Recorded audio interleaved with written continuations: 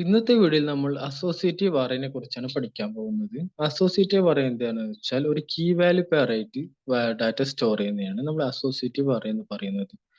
ഞാനിവിടെ അസോസിയേറ്റീവ് അറേയുടെ ഒരു എക്സാമ്പിൾ ചെയ്ത് വെച്ചിട്ടുണ്ട്. നോർമലി ചെയ്യുന്ന പോലെ തന്നെ PHP ടാഗ് ഓപ്പൺ ചെയ്തു, അത് ക്ലോസ് ചെയ്തു. അതിനുശേഷം $age എന്നൊരു വേരിയബിളിനകത്തോട്ട് array of Peter 35 എന്ന് വാല്യൂ കൊടുത്തു. ബെൻ 37 കൊടുത്തു, ജോയ് 43 കൊടുത്തു. അതിനുശേഷം ഞാൻ ഇക്കകത്ത് Peter is $age of Peter കൊടുത്തിട്ടുണ്ട്. നമുക്കിതിന്റെ റിസൾട്ട് ഔട്ട്പുട്ട് എന്താ വരുന്നതെന്ന് ഒന്ന് ചെക്ക് ചെയ്ത് നോക്കാം. ഓക്കെ, ഞാൻ സേവ് ചെയ്തു.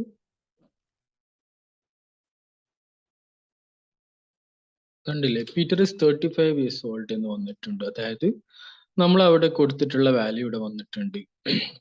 അവിടെ പീറ്ററിന്റെ വാല്യൂ കൊടുത്തിട്ടുള്ള 35 ആണ്. അതുകൊണ്ടാണ് അവിടെ നമ്മൾ $age ഓഫ് പീറ്റർ കൊടുത്ത സമയത്ത് അത് 35 എന്ന് വന്നത്. ആ ഒരു വാല്യൂ നമുക്ക് കിട്ടിയത്. ഇനി നമുക്ക് പീറ്റർ മാറ്റി ഇവിടെ നമുക്ക് ബെന്ന് കൊടുത്താൽ എന്താ വരുന്നത് നോക്കാം. ബെന്ന് കൊടുത്തു, ഇത് സേവ് ചെയ്തു. 37, അതായത് പീറ്ററിന് ബെന്നിന്റെ ഏജ് ആണ് ഇപ്പൊ വന്നിട്ടുള്ളത്. ഇക്കകത്ത് പീറ്റർ എന്ന് തന്നെ കൊടുത്തത് കൊണ്ടാണ് അത് മാറാത്തത്. നമുക്ക് വേണമെങ്കിൽ ഇവിടെ ബെൻ എന്ന് കൊടുക്കാം. ഓക്കെ, ഇക്കകത്ത് നമ്മൾ എന്താണ് കൊടുക്കുന്ന സ്ട്രിങ് അത് അങ്ങനെ തന്നെ പ്രിന്റ് ആയി വരും. ബെന്ന് കൊടുത്തിട്ടുണ്ട്.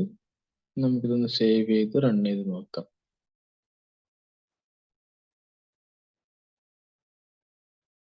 കണ്ടില്ലേ, ബെൻ ഈസ് 37 years old, അതായത് ബെന്നിന്റെ ഏജ് നമുക്ക് കിട്ടിയിട്ടുണ്ട്. ഇതാണ് അസോസിയേറ്റീവ് അറേ, അതായത് ഒരു കീ വാല്യൂ പെയർ ആയിട്ടായിരിക്കും ഇതിൽ അറേ സ്റ്റോർ ചെയ്തിട്ടുള്ളത്.